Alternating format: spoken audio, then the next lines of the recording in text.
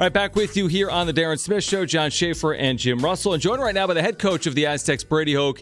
Yesterday, a very busy day, both signing day, also San Diego State officially announcing that they've withdrawn interest in playing in a bowl game in 2020. So, Coach, it is awesome to have you as always. And take us behind initially this decision to withdraw from bowl game consideration. Well, John, was that your playlist we were listening to there? I don't know. Well, I don't know if that was on my playlist or not. To be honest with you, Coach, I don't even know if I have a playlist. All right, but we're disappointed. We're real disappointed for our seniors. This is a bowl-eligible football team, and more so than some others. And the year being what it was, our guys went 1 week with not knowing who we were going to play till Thursday night, and got ready for that game and played a Colorado team that was undefeated and ranked at the time.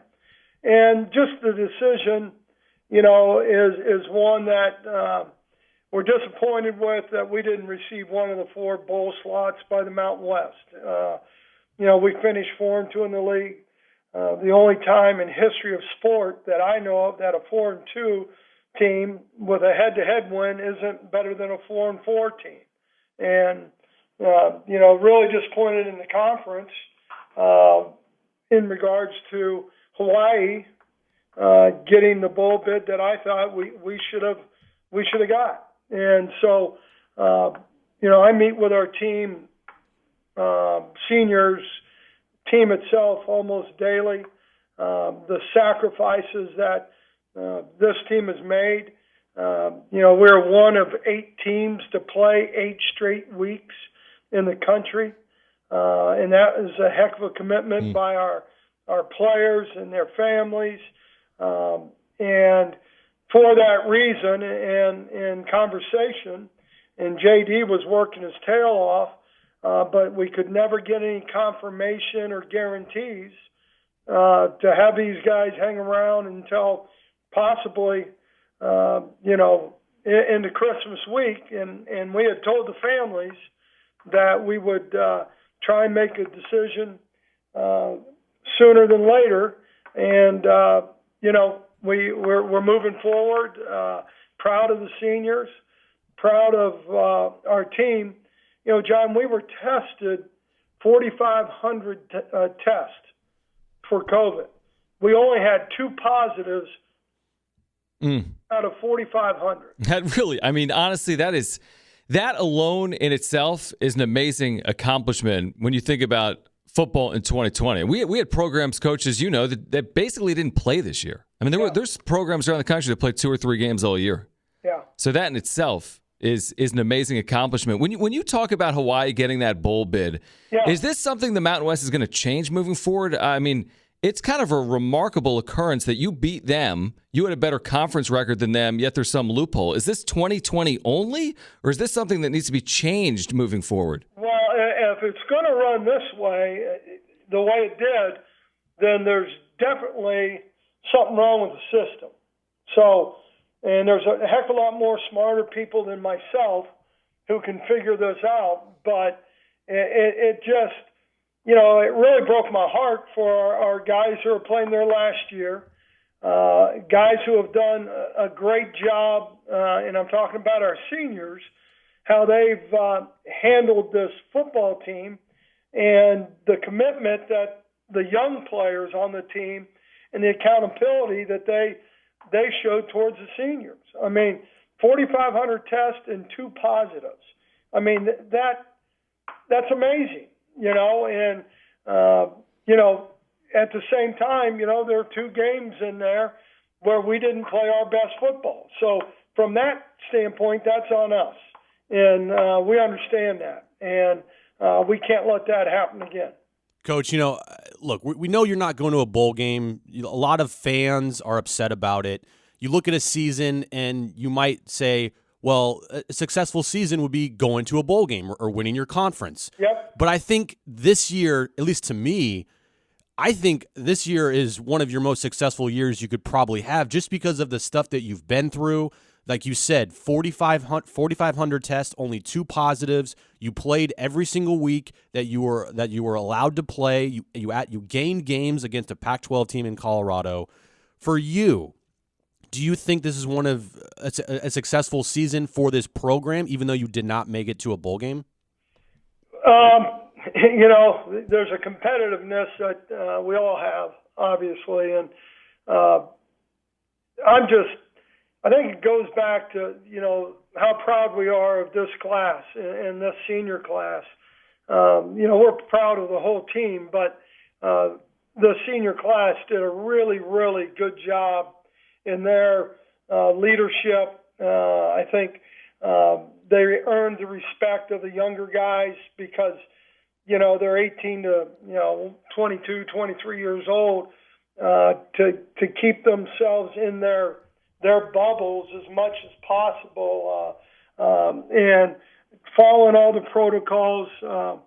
Jim, the university did a great job. I mean, our trainer, Pat, and the whole medical staff, President Del Toro, everybody, JD, everybody did a great job, and so I'm just really proud with these guys. And for those who, are disappointed, we're disappointed too, believe me.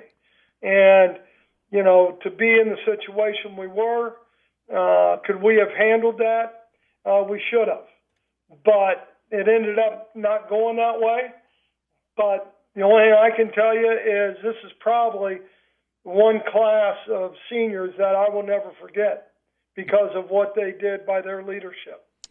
And for you personally, Coach, this whole year, I think back to spring football is canceled, essentially. You've got the social injustice initiatives and everything that happened this summer in America that impacted your student athletes and your program. You have the pandemic. You have the COVID-19 restrictions and regulations that your players abide by because you had 2 positives over the course of 5,000 tests. There's nothing like this you've ever experienced, clearly, in coaching or otherwise, right? No, there's no doubt. There's no doubt. Not even, 9/11, that week was a hard week. But, we've had multiple hard weeks, months of hard weeks.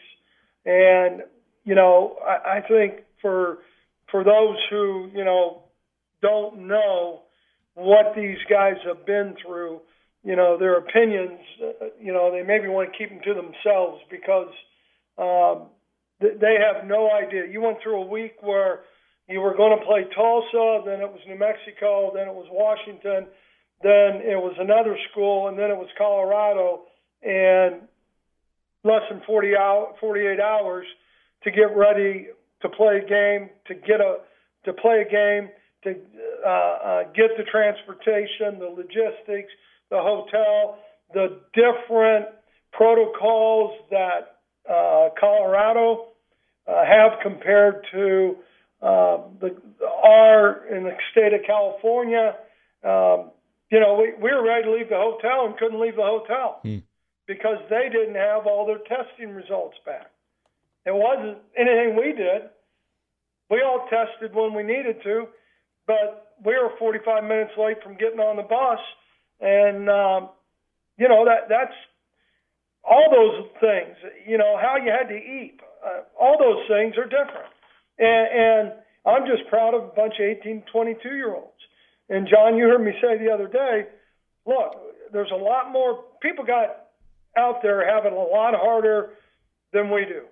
I think of our military and guys being deployed and being 8 months away from their families and, what kind of sacrifices. And, our guys made sacrifices, but nothing to that level. Coach, let's move over to something that's pretty exciting, and that's recruiting. That's, bringing in some players. Yesterday was signing day. For you this year, you went through 3 different quarterbacks up and down throughout the entirety of the season, saw some really good moments, saw some not so good moments. And yesterday, you signed a couple quarterbacks here, Will Haskell out of high school and Jalen Maiden. He's a transfer from Mississippi. Tell us a little bit about those 2 guys and what those 2 guys bring to your program. Yeah, well, obviously, number one, we went through, like you said, we had 3 quarterbacks in the starting position. Each one of them played as hard as they could. We just never, until maybe late, got a little bit of momentum, and you could feel the offense getting better. We lost Greg there for 3 games.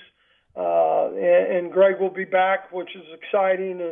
And he obviously is very talented. But with Will and Jalen, you've got 2 guys who, when you look at what they did in high school and you look at where Jalen and his movement from Mississippi State, which makes total sense because he is not an air raid type quarterback.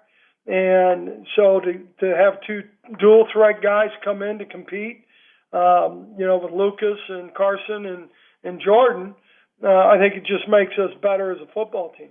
And heading into next year, Coach, it looks like this is going to be a fully open competition for the quarterback position, would you say? Oh, yeah. No question about it. I mean, obviously that position, because of the nature of the position, there's always, a little bit of a microscope, but just like every, if you're an offensive guard in this program, you're going to have to earn it every day. There's going to be an evaluation every day, and so on with the other positions. It just really, with what a quarterback has to do, everybody looks there first. Greg Bell, you mentioned, so he'll be back for 2021. That's significant for your football program and your offense, right? Oh, it is. There's no question. I mean, Greg's pretty special when he has the ball in his hand. Really like how he came along. Obviously when he got dinged up against Nevada early in the game, I think that changed the game a little bit. But not having him for 3 more games and then or 2 more, and getting him back for BYU, you could see that he wasn't all the way there, but he went out there and played his tail off. Coach, I think, take the rest of the day off if you're allowed. I mean, I know you don't work for us, but I feel like you guys could use maybe 24 hours. It's been a long year, hasn't it? You could probably use a day or 2. It's been a long year, but we're doing what we love to do. Exactly. Yeah. 100%. And we love being around, those guys to help them grow as men and help them become the best they can be. So, every day is a good day. I never have bad days. That's well said. Coach, happy holidays. We can't wait for 2021 in San Diego State football right here on Xtra. And thank you as always for doing it. Thanks, Coach. Thanks, guys. Appreciate it. Have a great Christmas.